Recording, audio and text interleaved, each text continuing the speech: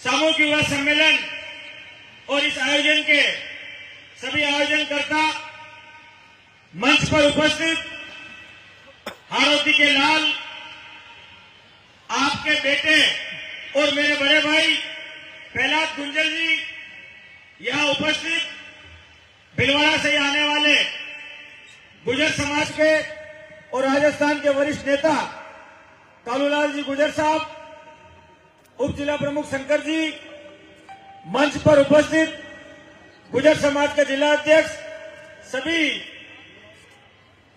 सम्मानित अतिथिगण और दोस्तों, आज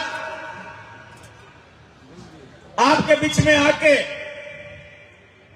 सोच के तो कुछ और आया था, पर जब मंच पर बैठ के मेरी नजर सामने छतरियों की तरफ गई और गुंजल साहब की बात और उनका जोश मैंने देखा, तो मेरे मन में एक बात उपजी कि एक जाति 36 कौम में ऐसी भी है जिसके नाम के आगे वीर लगा है, और ये वीर गुजर मैंने, आपने या किसी और ने नहीं, सदियों से इस धरती के ऊपर वीर गुजर नाम लगाया।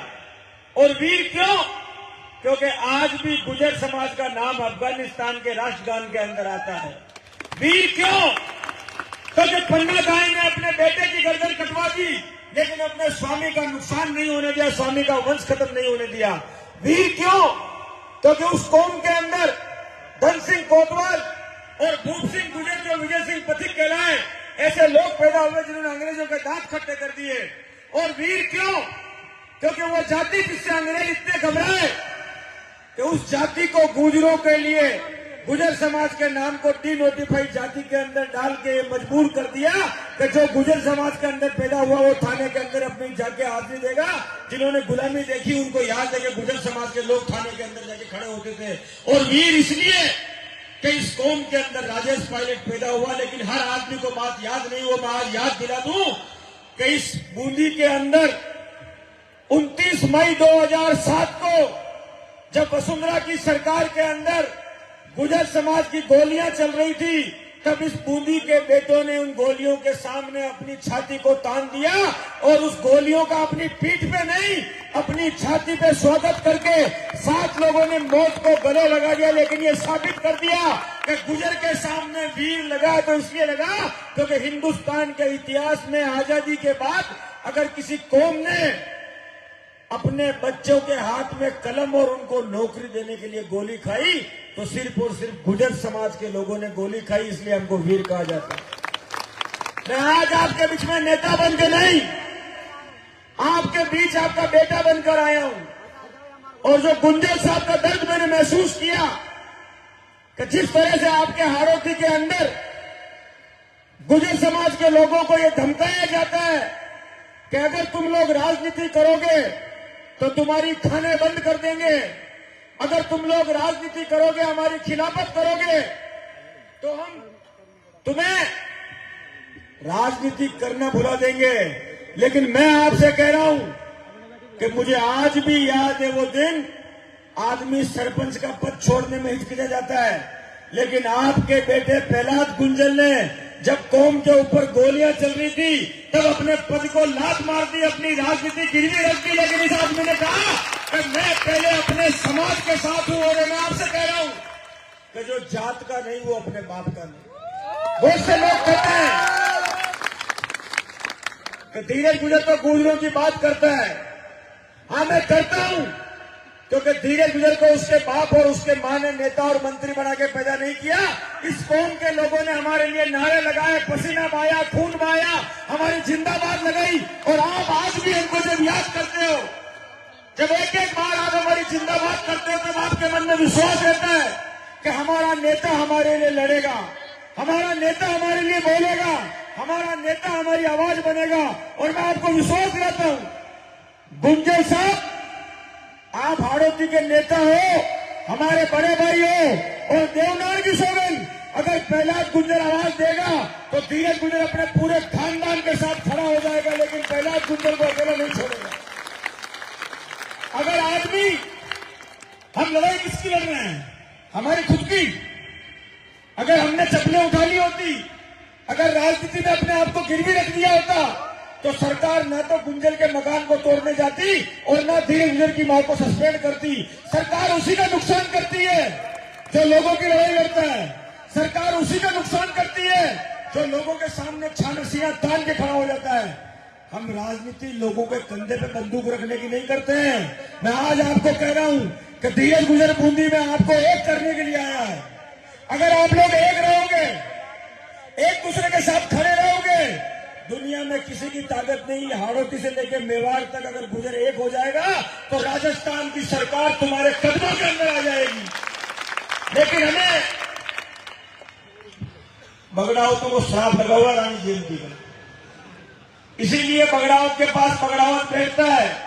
मैंने कल भी कहा था बिजोनिया के अंदर कि जब तक लोखा की खुआड़ी के अंदर लकड़ी को बेसो न हुए।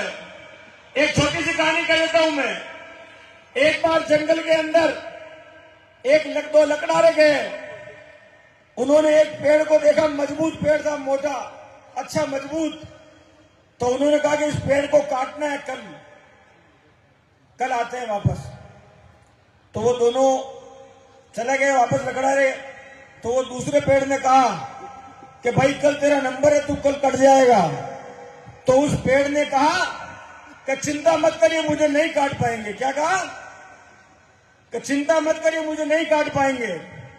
अगले दिन वो लकड़ारे आए, उनके हाथ में कुआड़ी थी, छोटी तबल थी, और वो घंटे 2-3 घंटे तक उस पेड़ से माथापच्ची करते रहे, लेकिन वो पेड़ नहीं कटा। आखिर में वो परेशान हो गए।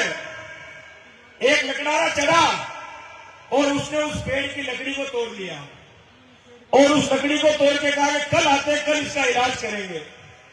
तो वो जाने के बाद दूसरे पेड़ ने कहा कि यार तेरी किस्मत अच्छी है, तू बच गया।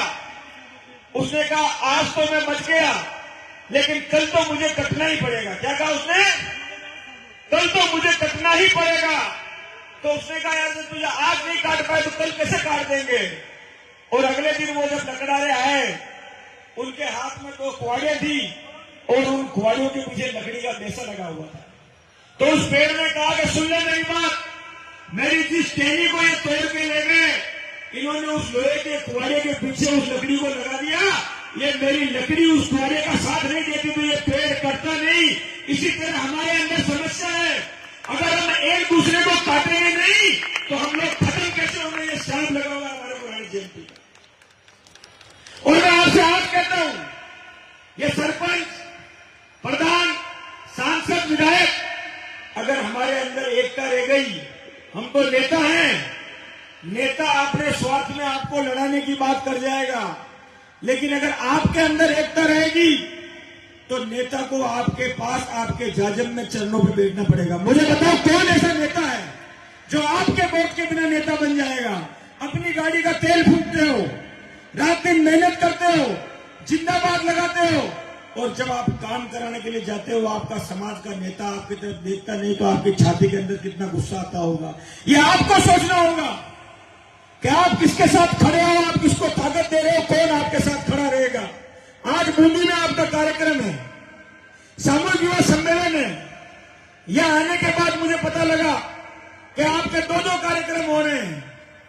गुजर समाज को एक रखने की जिम्मेदारी हमारी है। हमें अपनी पगड़ी को भी आपके चरणों के अंदर रखना होगा तो रख देंगे, लेकिन समाज को एक रखने की बात करेंगे। और मैं आपको कहता हूं, समाज अगर मजबूत नहीं होगा, मेरी पहला गुंजल की, कालूराज जी की, किसी की कोई हैसियत नहीं है अगर समाज हमारे साथ नहीं खड़ा हुआ।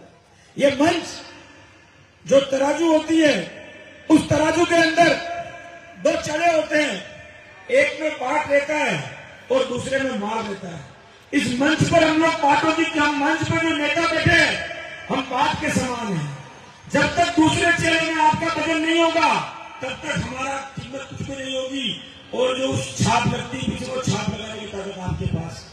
मैं आपको ये बात इसलिए कह रहा हूं, इस बूंदी के अंदर आप लोगों ने वो करके दिखाया कि राजस्थान सरकार की जब गोलियां चली, गुजर समाज के लोगों ने अपनी छाती आगे कर दी। और राजस्थान के अंदर जो आरक्षण की आग हुई, उसने सिर्फ राजस्थान के अंदर काम नहीं किया, जम्मू कश्मीर से लेकर महाराष्ट्र तक और कन्याकुमारी से लेकर कश्मीर तक जहां जहां पर भी गुर्जर समाज का खून था, उस खून के अंदर एकता पैदा हो गई। उस एकता को बनाए रखने की जिम्मेदारी आपकी भी है और हमारी भी है। आज पहला गुर्जर के दिल का दर्द आपके सामने आया। ये अपने आप को कह रहे थे मुझे गाड़ी के अंदर कि मेरे समाज के लोगों को कमजोर करने के लिए रोज इनको काम धंधे बंद करने की जिम्मेदारी देते हैं। गुर्जर साहब, आप हथियार उठा लेना। ये धीरज गुर्जर वादा कर रहा, हमारा इतिहास लोग जानते हैं कि धीरज का कलम भी चलती है, धीरज का छूटा भी चलता है। आप हुक्म करना, आपके साथ आएंगे और छाती पे गोली खाएंगे या छाती पे गोली मारेंगे, लेकिन आपको इस समाज को अकेला नहीं छोड़ेंगे। मैं राजनीति करने के लिए नहीं आया हूं, मैं आज बूंदी के गुर्जरों को प्रणाम करने के लिए आया हूं। आपकी ताकत, आपकी हिम्मत और आपकी एकता के कारण पूरे राजस्थान के अंदर गुर्जर आरक्षण अधिकार के अंदर समाज का नाम हुआ था। आज आप लोगों को मैं कहना चाहता हूं कि राजनीति करने के लिए नेताओं का कंधा मत बनो, बल्कि नेताओं के कंधे का इस्तेमाल करो। आप में अक्ल होनी चाहिए। मैं आज भी आपको कह रहा हूं, हमारे समाज में हमारे को जिस समाज की सामाजिकता खत्म हो जाती है, वो समाज अपनी जड़ों को भूल जाता है, समाज के संस्कार खत्म हो जाते हैं, तब समाज कमजोर पड़ जाता है। आज आपने पुण्याई का काम किया है। जो बेटी अपने बाप के घर जन्म लेती है, अगर उसके माता पिता की जेब के अंदर पैसा नहीं होता है तो उसके बाप के माथे पे सलवटें आ जाती है। कल को मेरी बच्ची के हाथ पीले कैसे करूंगा। लोग कहते हैं कि कुरीतियों को दूर करो। जब आदमी के पास पैसा नहीं होगा, वो मौसम के अंदर 2-2, 3-3, 4-4 बच्चों की शादी साथ में करेगा। एक छोटी बच्ची होगी, 2 बड़ी बच्ची होगी। वो गरीब आदमी अपनी बच्ची के लिए अच्छा परिवार देखने के लिए 2, 3, 4 बच्चियों की साथ में शादी कर देगा। बाद में बड़े होने के बाद में वो कहेंगे हमारा रिश्ता टूट गया। लेकिन जब समाज खड़ा हो जाएगा कि जिसके घर बेटी ने जन्म लिया, वो जिम्मेदारी उसके माँ बाप की नहीं बल्कि समाज उसका माँ बाप है, तो अगर समाज अपनी बच्ची की, जो बच्ची भाग्यशाली होती है उसके माता पिता उसका कन्यादान करते हैं, लेकिन जो बच्ची सौभाग्यशाली होती है उसका समाज उसका कन्यादान करता है। और आप लोगों ने निःशुल्क सम्मेलन करके इस सामूहिक विवाह सम्मेलन के अंदर एक परंपरा की शुरुआत करी। कल बिजोलिया के अंदर 5वां सामूहिक विवाह सम्मेलन था। वहां भी मैंने कहा कि ऊपरमाल, खेराड़ और मेवाड़ के मिलन स्थल पे आपने देवडूंगरी पे सम्मेलन किया। और जब समाज के अंदर बच्ची के शादी की जिम्मेदारी और नौजवान बच्चों की शिक्षा की जिम्मेदारी समाज ले लेता है, बहुत सी बार मैं देखता हूं, मेरे अधिकारी को कहता हूं, अरे भाई गुजरे का काम करे ना तेरे खिलाफ आदमी समय तो लग देता मुखई चक्कर तेरे खिलाफ आ गई कि भाई साहब हमको बचाएगा कौन। आपके समाज का कोई अधिकारी कर्मचारी उसमें अगर कार्रवाई होती है और उस समय पर आप बोलते नहीं हो, उसका हौसला पस्त हो जाता है। हमारे किसी नेता के साथ अन्याय होता है, उस समय कौन अगर